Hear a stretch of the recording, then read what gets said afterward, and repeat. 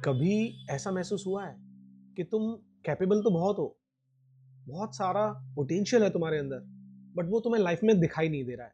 तुम्हारा जो कॉन्फिडेंस है वो तुम्हारी इंटेलिजेंस से मैच नहीं कर रहा है।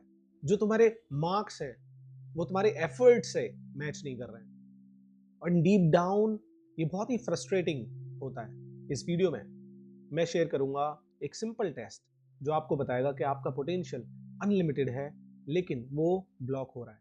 इस वीडियो के एंड में मैं शेयर करूंगा 3 ऐसी कौन सी चीजें हैं जो आपको रोक रही हैं अपने बेस्ट पे परफॉर्म करने से। तो वीडियो के एंड तक बने रहिए, क्योंकि ये वीडियो बहुत ही फन वाला होने वाला है और आप जानने वाले हैं अपना असली पोटेंशियल। आई एम श्योर आपने भी ये एक्सपीरियंस किया होगा कि बहुत सारे स्टूडेंट्स जो कि सेम कॉलेज में पढ़ते हैं, सेम क्लास में हैं, सेम टीचर्स उन्हें पढ़ाते हैं, लेकिन कुछ बच्चे एक्सेल करते हैं और कुछ बच्चे नहीं कर पाते। वो करना चाहते हैं, वो हार्ड वर्क करते हैं, उनके अंदर टैलेंट भी होता है, लेकिन समहाउ वो अपने ऊपर डाउट करते हैं और वो परफॉर्म नहीं कर पाते। जो स्टूडेंट परफॉर्म कर रहा होता है उसके बारे में लोग कहते हैं कि वो टैलेंटेड है। क्यों? क्योंकि उसका पोटेंशियल उसके मार्क्स से मैच कर रहा होता है। और पोटेंशियल का मतलब केवल मार्क्स नहीं है। पोटेंशियल का मतलब ये है कि जो भी तुम्हारे अंदर क्षमताएं हैं वो बाहर निकल कर कितना आ पा रही हैं। अपने मोबाइल के बारे में सोचो। मान लो आपके मोबाइल की बैटरी 100% है, लेकिन उसमें बैकग्राउंड में एप्स चल रही हैं, तो कहीं ना कहीं बैटरी कंज्यूम होती रहेगी। बैकग्राउंड एप्लीकेशन चलने की वजह से जो उसका पोटेंशियल है, जो कि 100% है, वो कहीं ना कहीं ड्रेन हो रहा है। बिल्कुल ऐसे ही तुम्हारे साथ भी होता है कि जो तुम्हारा पोटेंशियल है वो सही डायरेक्शन में नहीं लग पाता, और इसी वजह से आप लाइफ में परफॉर्म नहीं कर पाते, आप लाइफ में ग्रो नहीं कर पाते। इस टेस्ट को शुरू करने से पहले कुछ सवाल याद करो।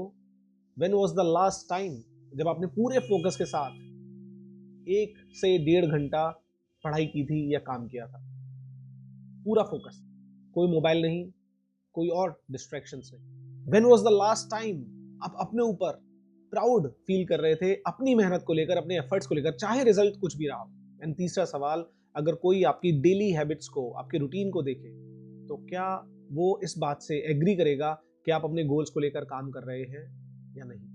आपने पिछले वीडियोस में देखा होगा कि हमारा जो ब्रेन है वो कैसे काम। आप एक ऑरेंज के बारे में सोचिए। ना, जब मैंने बोला कि आप एक ऑरेंज के बारे में सोचिए, तो आपके दिमाग में ऑरेंज फ्रूट आया था या ऑरेंज लिखा हुआ आया था?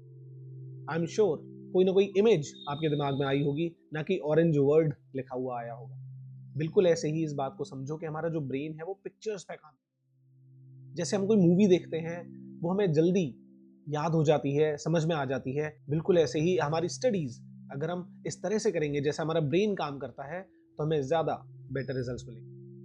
अब पहली एक्सरसाइज क्या है जिसमें हम समझने वाले हैं कि लीनियर नोट्स या लिस्ट और माइंड मैप्स में क्या डिफरेंस है, इनकी पावर में क्या डिफरेंस है। फॉर एग्जाम्पल, आपके पास एक बहुत बड़ा पैराग्राफ है, तो आपको उसे याद करने में समय लगेगा, यस। लेकिन अगर आप उसका एक माइंड मैप बना लेंगे तो बहुत ही कम समय में आप उसको याद कर सकते हैं और रिवाइज कर सकते हैं। उसी के लिए हम आज टेस्ट करने वाले हैं। आपको करना क्या है, अभी अपनी नोटबुक में लिखना शुरू करिए। आपको जितने भी ऑटोमोबाइल याद आते हैं, चाहे वो 2 व्हीलर हो, 3 व्हीलर हो, 4 व्हीलर हो, कोई भी ऑटोमोबाइल, इस दुनिया में जितने भी ऑटोमोबाइल्स चलते हैं वो याद आते हैं, वो आपको लिखने हैं। उसको लिखने के बाद दूसरा स्टेप ये है कि आपको एक माइंड मैप के अंदर उनको लिखना है। क्या करना है आपको? एक प्लेन पेज के बीच में सेंट्रल आइडिया डालना है, जहां पर आपको लिखना है ऑटोमोबाइल या ट्रांसपोर्टेशन व्हीकल्स। उसके बाद उसके 4 सब ब्रांचेस बनानी है। पहला है land, air, water and space. अब लैंड के ऊपर जितने भी ट्रांसपोर्टेशन के मोड्स हैं वो सारे लिखने हैं, एयर के अंदर जो है वो सारे लिखने हैं, वाटर के अंदर जो है वो सारे लिखने हैं, और ऐसे ही स्पेस के अंदर जो है वो सारे लिखने हैं। आफ्टर दिस एक्सरसाइज आप ये पाओगे कि जब आपने लिस्ट बनाई थी तो आप 17-18 के आसपास रुक गए थे, उससे ज्यादा नहीं लिख पाए थे। लेकिन जब आप माइंड मैप बनाओगे तो आप रियलाइज करोगे उससे कहीं ज्यादा आपका माइंड निकाल पाया ट्रांसपोर्टेशन के मोड्स को। ये पहला टेस्ट है जिससे आपको पता लगेगा कि अगर आप सही मेथड को फॉलो करते हो, चाहे वो नोट्स बनाने का ही क्यों ना हो, तो आपका ब्रेन बेटर पोटेंशियल पर काम करना शुरू करता है। आई एम श्योर वीडियो को पॉज करके आपने पहले टेस्ट को जरूर किया होगा। नाउ सेकंड टेस्ट, आपको स्क्रीन पर 10 वर्ड्स दिख रहे हैं, या तो वीडियो को पॉज करिए और 1 मिनट के अंदर इन 10 वर्ड्स को याद करिए, या फिर आफ्टर दिस वीडियो आपको 1 मिनट का टाइमर लगाना है और इन 10 वर्ड्स को याद करना। अगर आप 1 मिनट याद करने के बाद लगभग 3 वर्ड्स बता पाएंगे तो माय फ्रेंड आपको अपनी मेमोरी को ट्रेन करने की बहुत ज़रूरत है। 4 से 7 वर्ड्स अगर आप बता पाएंगे तो आपकी मेमोरी आप एवरेज तरीके से यूज़ कर रहे हो, लेकिन अगर आप 8 से 10 वर्ड्स को रिकॉल कर पाएंगे विदाउट एनी प्रॉब्लम तो आपकी मेमोरी स्ट्रांग है और आप सही तरीके से उसको यूटिलाइज कर। क्या करना है आपको, 1 to 10 किस नंबर पे कौन सा वर्ड है वो आपको याद करना। एंड डोंट वरी, इसके बाद वाली वीडियोस में मैं आपको बताऊंगा कि इस तरीके के 10 या 20 वर्ड्स को किस तरह से 2 से 3 मिनट के अंदर अंदर याद करें। इस तरह से याद करें कि एफर्ट्स ना के बराबर लगे और आपको हमेशा के लिए ये वर्ड्स याद हो। तो ये 2 टेस्ट आपको करने हैं और आपको कमेंट्स में ज़रूर बताना है कि आपको कैसा लगा इन्हें करके, कैसा आपने परफॉर्म किया और आप कहाँ पर इम्प्रूव करना चाहते हो। आपने ये जो 2 टेस्ट दिए हैं इनसे आपको आइडिया लग गया होगा कि आपके ब्रेन की पावर तो बहुत ज़्यादा है, पोटेंशियल तो बहुत ज़्यादा है, भले ही वो भी ट्रेनिंग नहीं मिलने की वजह से पूरा यूटिलाइज नहीं हो पा रही हो। लेकिन क्या क्या कर सकते हैं आप अपनी माइंड पावर को बढ़ाने के लिए? सबसे पहला है मेमोरी गेम्स खेल सकते हैं, जैसे सुडोकू होता है, क्रॉसवर्ड्स होता है, पजल्स होती हैं, ये सारे मेमोरी गेम्स होते हैं। सेकंड, माइंड मैपिंग कर सकते हैं, यानी जो भी नोट्स आप बनाते हैं उनमें से कुछ टॉपिक्स का माइंड मैप्स बनाना शुरू करिए। मैंने बाकी के वीडियोस शेयर किए हैं, उनमें मैंने बताया है कि माइंड मैप क्या होता है, कैसे बनाना होता है, और आगे भी इस सीरीज में वीडियोस आते रहेंगे आपके। थर्ड है daily brain gym. Brain gym का मतलब है आपको एक्सरसाइज करनी है जिससे आप अपने ब्रेन को ज्यादा स्ट्रांग बना पाए। बहुत सारी स्टडीज में ये प्रूवन है कि जब आप फिजिकल वर्कआउट करते हैं, कोई स्पोर्ट्स खेलते हैं, तो आपका कॉग्निशन बेटर होता है, आपका ब्रेन ज्यादा शार्प होता है। एंड फोर्थ है विजुअलाइजेशन, क्योंकि हमारा जो ब्रेन है ये पिक्चर्स पे काम करता है। जो भी हमारे दिमाग में हम इमेज चलाते हैं वो हमें लंबे समय तक याद रहती है।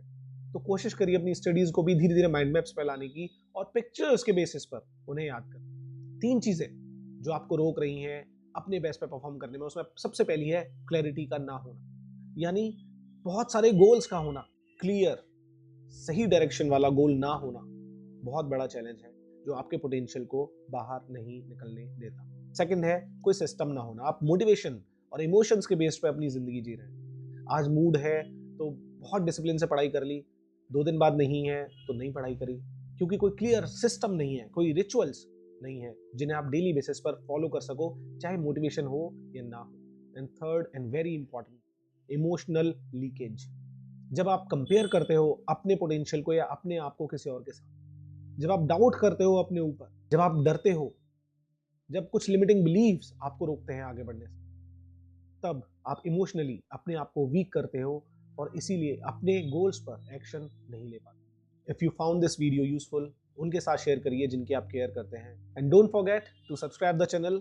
With this, always remember you are enough and capable of more than you think. Thank you so much for being here. God bless.